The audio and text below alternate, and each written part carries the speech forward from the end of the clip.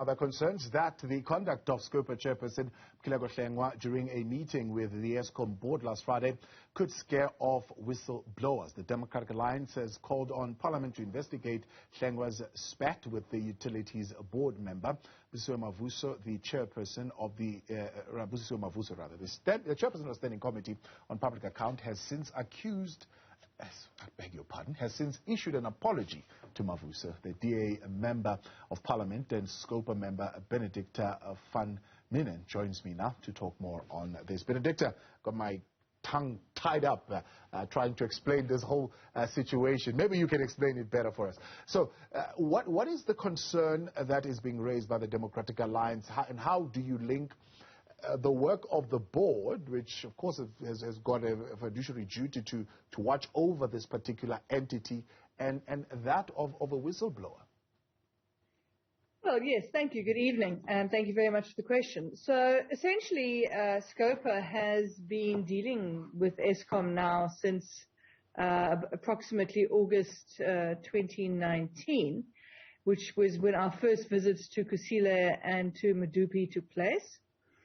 And we also met with the board at that time. We've met regularly with the board and the CEO since then. And then, of course, last week we again did a repeat visit to Medupi and Kusile and met again with the board. And as you say, and I mean, you're completely correct, a board does end up essentially with succession in terms of responsibility. So although you, for instance, are not the board that might have committed an error 5, 6, 10, 12 years ago, you are considered to be the ones who are responsible because you have taken on that fiduciary duty of being on the board. So in this particular case, Ms. Mavuso was talking about the issues, the historic issues at Eskom that frankly go back to the white paper in 1998, and all kinds of issues that have happened subsequently, including major corruption. The term used, in fact, is an ecosystem of corruption, the issue of inefficiencies, skills flight, lack of consequence management, etc., etc. And she got very vociferous and annoyed about the fact that certain people in SCOPA continue to bait members of the board at Eskom as if they were personally responsible for a lot of the problems. And what essentially transpired is she was trying to make the point that it isn't the individual mess or fault of the current members of the board. It's historical, and it is the historical issues of the ANC. And ANC, the exact term she used was the ANC mess. So that's really how the whole matter transpired, and it really just escalated from there. Yeah. The question then around the 23 recommendations of SCOPA, and I think 9 of those are currently in green, and the rest other on amber or completely unattended to. What is your understanding on what the chairperson was trying to achieve by wanting the board to answer on those things?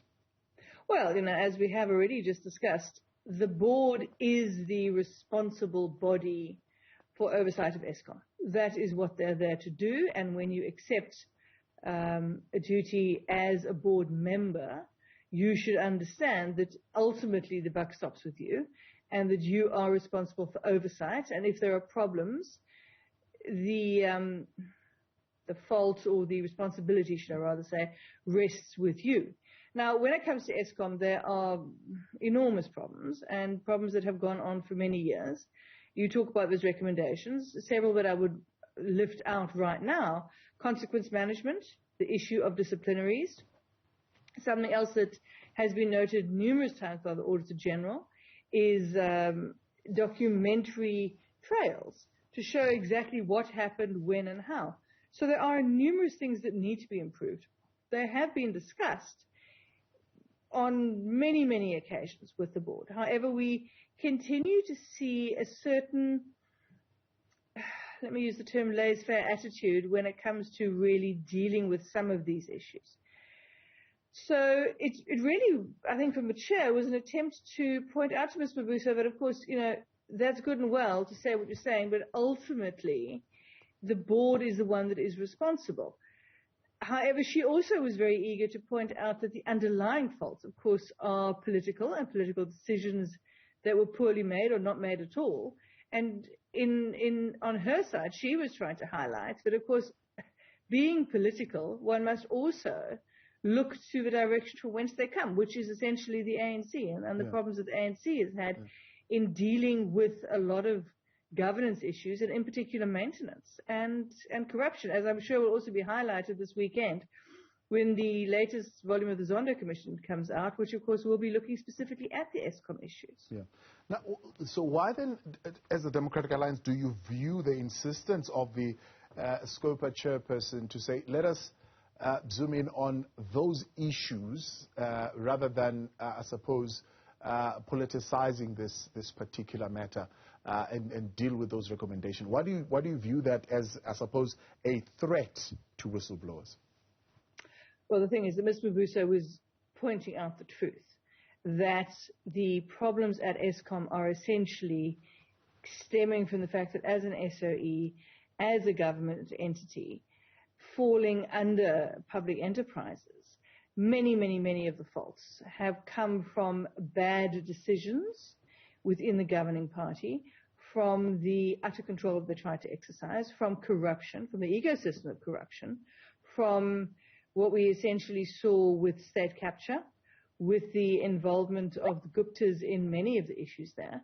So she was really pointing out the truth as it actually exists, because it's the underlying factors that underline what has been happening at Eskom.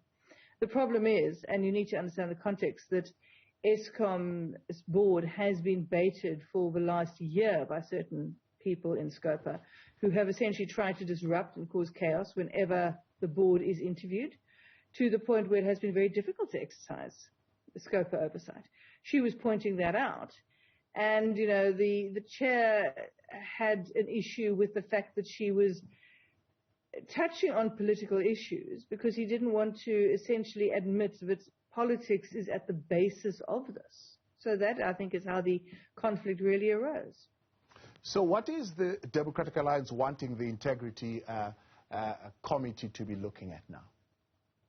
Well, it has been referred to them on the basis that the chair erred in his role as chair in essentially trying to shut somebody down who was really raising the elephant in the room, who was calling it out for what it is.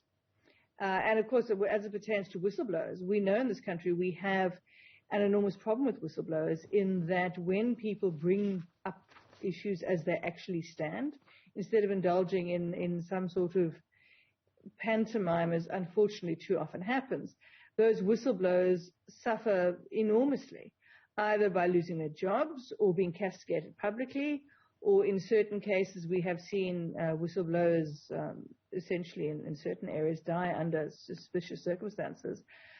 So we really do need to protect whistleblowers, which is why we have whistleblower legislation, which started with the public disclosures back in 2000, with protected disclosures back in 2000. And it's very important that in order to deal with the issues that we have, especially the issue of state capture and corruption, we do award whistleblowers a degree of protection so that they're able to really talk up about what is going on without suffering from deeply unfair and prejudicial consequences. Benedicta van Minnen, I appreciate your time. Thank you so much for coming on. DA Member of Parliament there and SCOPA member there, Benedicta van Minnen.